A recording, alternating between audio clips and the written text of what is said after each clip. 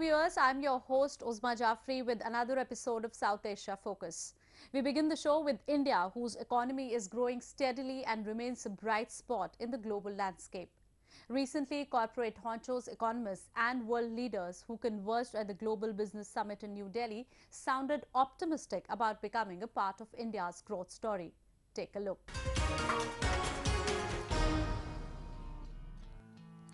The Indian government's move to demonetize high-value banknotes, constituting 86% of the country's currency in circulation in 2016, was an economic and political gamble. But it hardly dented the country's economic momentum. India's GDP growth slowed marginally to 7% year-on-year in Q3 from 7.3% in Q2. However, private consumption, fixed investment and industrial output growth all accelerated in the last quarter of the year 2016 to 2017. The global business leaders and economists who attended Global Business Summit post-demonetization in New Delhi seemed optimistic about starting afresh. Demonetization is going to refresh India. It's going to re-platform India. It's going to recondition India because it has sent a shock treatment to every home, every rich home and every poor home and in between.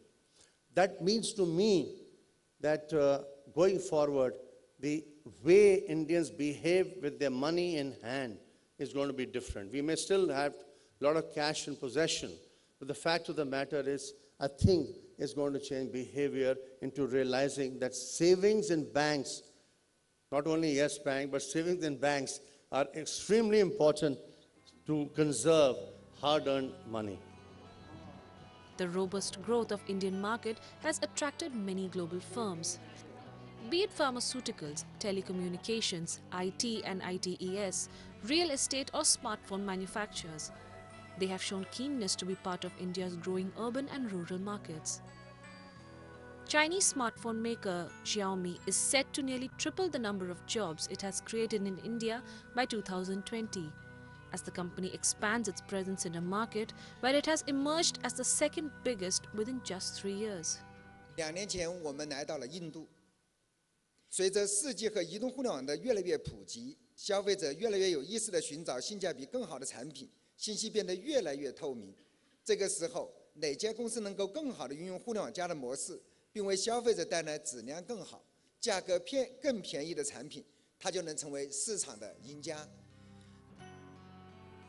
The Indian government's ambitious programs like Make in India, Digital India and Skill India have opened vistas for domestic and international firms. Many new startups, especially in e-commerce and online markets, are performing extremely well. Many global firms are looking to leverage the untapped potential of the Indian market. Moving on, now we talk about the upcoming visit of Bangladesh Prime Minister Sheikh Hasina to India. The 4-day trip starting from April 7 is aimed at strengthening ties between the two neighbors. We have a report.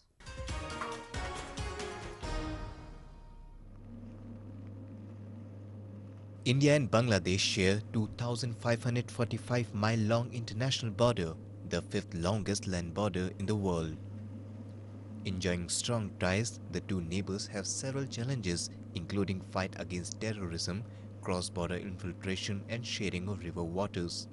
Beginning April 7, Bangladesh Prime Minister Sheikh Hasina will make a trip to New Delhi to discuss issues of mutual concern and further expand cordial and cooperative relations between the two neighbors. Several agreements in areas like security, border management, defense and trade and commerce are expected to be signed during the visit. In Dhaka, people have great expectations and hopes from the visit. Partnership between India and Bangladesh is now escalated to a different level, where we can actually consider and we can think of something like integrated transboundary natural resource management. We can actually consider even a security enhancement, which can actually ensure the security within this region, not necessarily to India and Bangladesh, to the region South Asia itself. So we don't think that it's an issue of one TISA or one defense deal. Rather, it's an enhancement of the economic ties, cooperation, security, and also the natural resource management at more increased level. Traditionally, Bangladesh-India relations have been very friendly, and since the Awami League government came to power, And since the Modi government came to power, these relations have been strengthened further. So as a journalist, I would tend to believe that these ties will be strengthened a good deal more, because we understand the Bangladesh Prime Minister, I mean the Bangladesh government and the Indian government are prepared to sign as many as 22 deals. So these things will be looked upon with great interest, especially in relation to defense, because there's a lot of speculation on what those defense treaties might be. Then there's also the question of how these two governments deal with the Tista issue. That's a major problem. That's not a contentious problem, I wouldn't say that, but then the people of Bangladesh would like some progress to be made on that, along those lines. So we do look forward to some good results coming out of the Prime Minister's visit to India. We are expecting that Bangladesh and India possibly will going to sign a MOU on the sharing of information and a close cooperation of joint production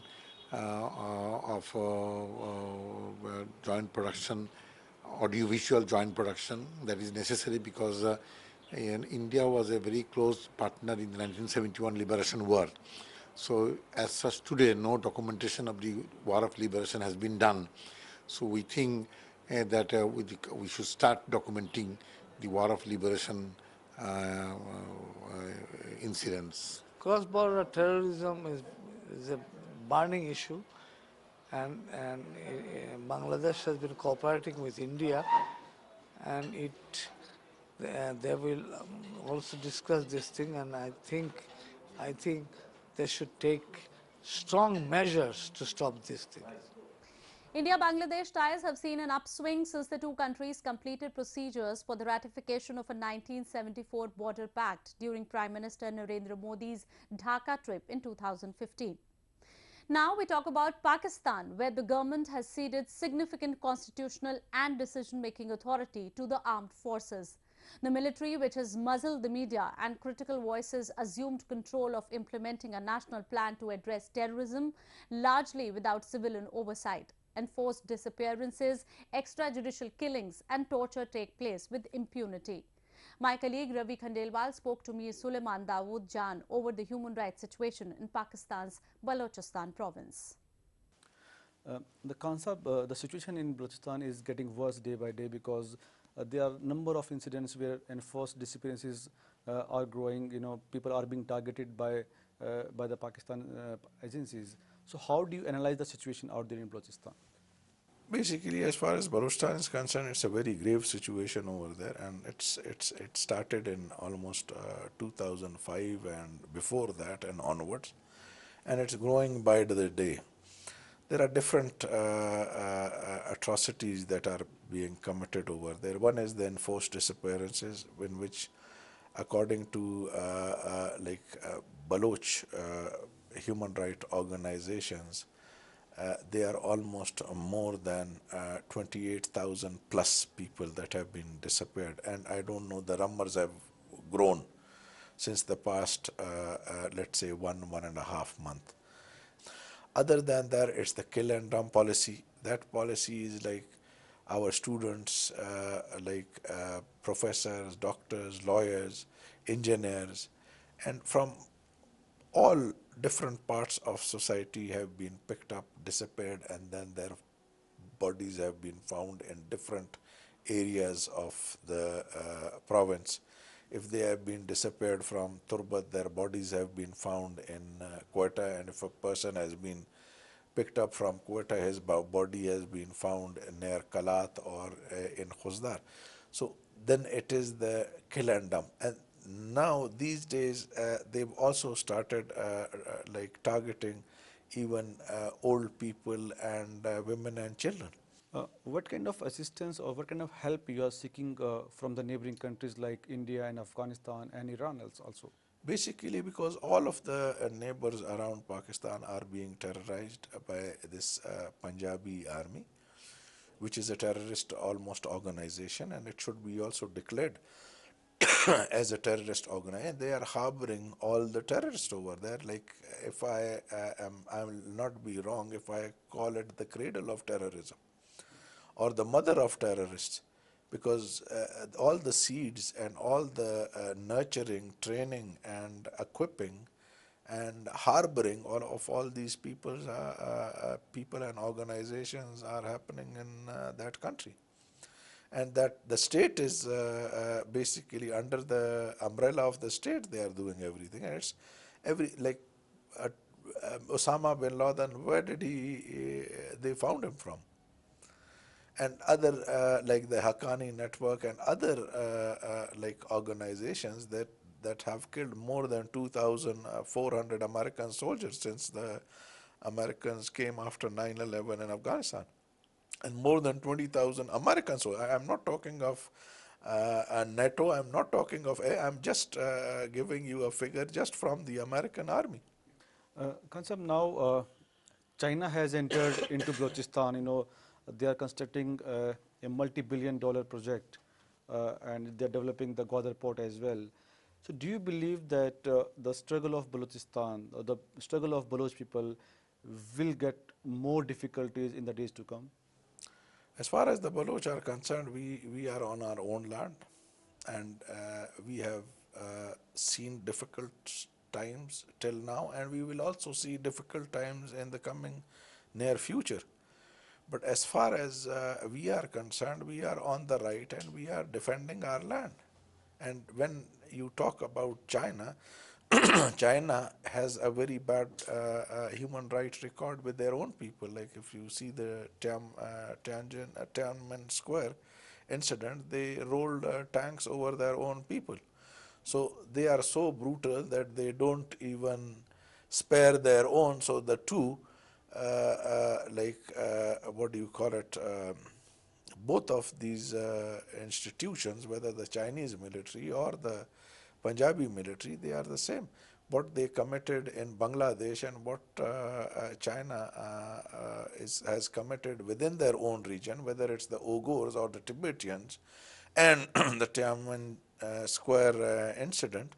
So, of course, they are these two brutal institutions with a very bad record of human rights. But as far as we are concerned,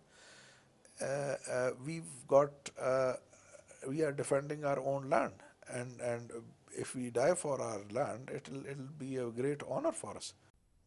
Balochistan province in Pakistan requires urgent international attention. Now we talk about Afghanistan, where prolonged war has caused severe damage to education. In an estimate, nearly 1 in 3 children will miss school this year due to growing insecurity and shrinking international funding. We have this report.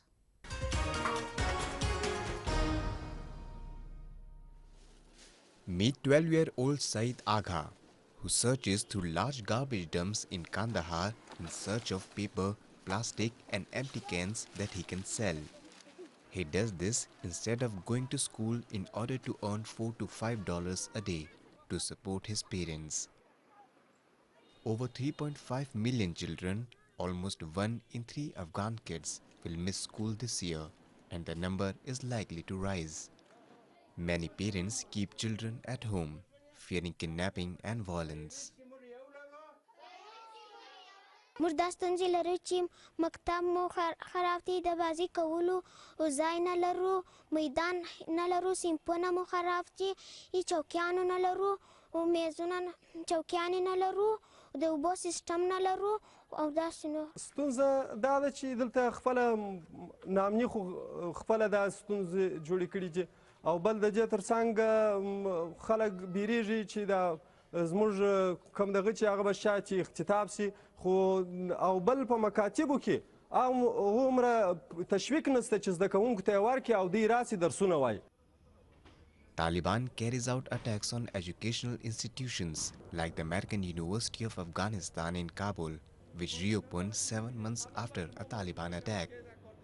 Rahmatullah Amiri, a political science student who was shot 3 times and saw a friend die in front of him in the attack, said it would be hard to forget, but one has to take some risks to be successful. We will have some problems, there will be some memories of the last ones, there will be some hard moments, but the thing is, in order to be successful, you have to take some risk. you have to take some risk. So, I mean, I could have gone to, for example, I was in Germany. I could have stayed there. I was offered a scholarship. But one thing is, how many are we supposed to run from this country? This is our country, and we have to come back and we have to build it. Across the campus, signs of increased security are everywhere, and orientation classes focus heavily on safety training. We've been focusing our orientation on security. We've made massive improvements and changes in our security over the last 7 months since the attack, so we can be able to open with a reasonable assurance that our students, faculty, and staff will be safe.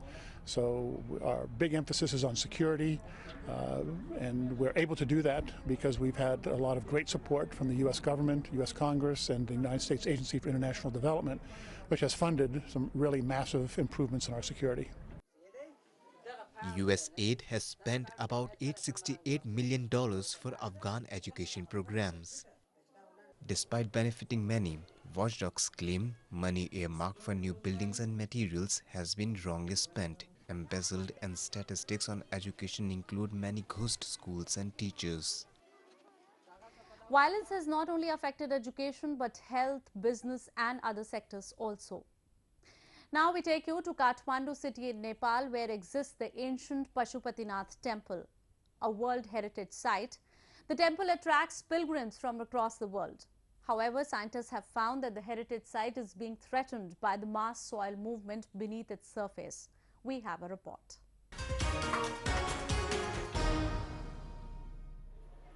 A UNESCO World Heritage Site, which is considered as one of the sacred temples of Hindu faith, Pashupatinath Temple in Kathmandu city attracts devotees from across the world. The structure, erected in the 15th century, is one of the 275 holy abodes of Lord Shiva on the continent. The complex, located on the banks of the Bagmati river, is a sprawling collection of temples and ashrams. A three-member team of geoscientists who have been carrying out a survey for over a decade found the site being threatened by the mass soil movement beneath its surface. The team has witnessed few bulges and deformation on the walls that suggest that as the area consists of fine material, the soil is moving down from the uphill section of Suleman forest. The findings are really worrisome for this heritage site. We are now joined by Dr. Ranjan Kumar Dahal, one of the geoscientists who carried out the research at the temple site. Dr. Dahal, please share your findings with our viewers. We are working for the stability of the Pashupati Kshetra and Swayambhu area and Changunaran area from last 10 years. And this is our regular process of the observations and collecting data. And when we look on the Pashupati area, especially the Pashupati temple and the river bank of the Pashupati temple below the staircase from where we can go to the Guheshwari temple. In that area, we found that basically the whole mass in that area is now in continuous creep. And this is the main thing that we have to explore more detail in coming future, because they are creating lots of cracks on the slope, and the bulges are also there. And in the western part of the river, from the river, Bagmati river, or let's say it's a left bank of the Bagmati river, we have a regular platform where we have a regular arati activity. In that area also we notice few bulges and the deformation on walls, which clearly suggests that the mass is continue moving down, because that area consists of the field material and of course the material falling down from the uphill section of the Suleman forest. This clearly shows that the area is in the threat of the creep, and we are working on that particular aspect right now. What is the level of danger in and around the Pashupati temple complex? If you take the level of dangers like in some category of hazard level, then I should say it is in the medium level of dangers right now. It is not in the high risks, it is not in the low risks. It is in the medium risks in that sense, like if you make some change on the groundwater regime, if you make a change or if you enhance the subsurface percolation of water because of some region, then the problem will be very much, the hazard level will be very high. And medium level of hazard means that, like, if you give some mitigation measures in these present conditions, then things will be more controlled and the creep will be retarded very soon. And in my opinion, the Pashupati Temple, right now in the eastern part of the Pashupati Temple, from the Basuki to up to that what we have, that Krishna Temple in the Pashupati area, along this line we have to take care on the cracks on the surface regularly. If we have a cracks over there, we have to seal it very soon, as far as possible we have to seal it, and the drainage on that area should be maintained very properly. Not even single drop of water can percolate to doesn't permit single drop of water to percolate inside the soil strata. Let them drain through the surface or along the above surface or some surface drain, and it will be very helpful to stop the movement of the creep. And this is the thing that we have to take care for the western part of the slope also. Now let's talk about the Hindu festival of Navratri, the 9-day of fasting dedicated to goddess Durga. The festival is currently being celebrated with great enthusiasm and fervour all across the country. We have a report. Temples across India are colourfully illuminated as Hindus are observing Navratri with full fervour and enthusiasm. These 9 nights of festivities are marked with ritualistic fasting and pujas while adopting a calm and meditative lifestyle. The festival is dedicated to goddess Durga in her 9 forms. The Navdurga is narrated and reiterated in every Hindu household, especially during the Navratris, as this is the time when goddess Durga is believed to descend down from the heavens and bless her beloved devotees. हम यहाँ पे जोत लेने आए हैं, हमें बहुत अच्छा लगा है आके यहाँ पे। मैं कालका मंदिर में आके बहुत अच्छा लग रहा है। पहला नवरात्रा है आज कालका मंदिर पे और काफ़ी संख्या में भीड़ आ रही है यहाँ पे और लोग बड़े उत्साहित हैं माई से मिलने के लिए।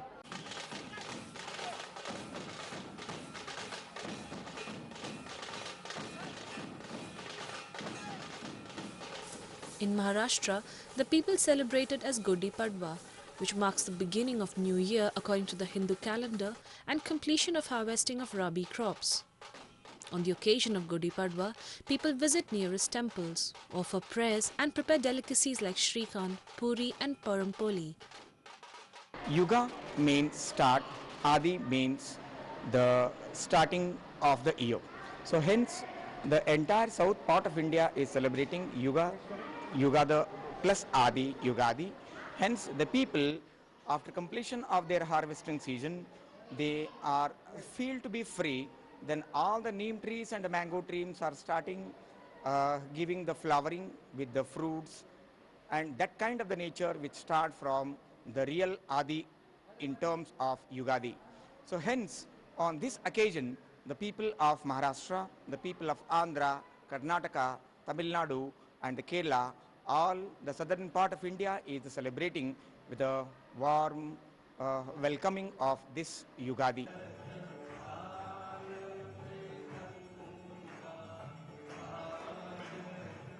It is also believed that this is the day when the universe was created. It is believed by all Hindus that this is the day Lord Brahma created the world.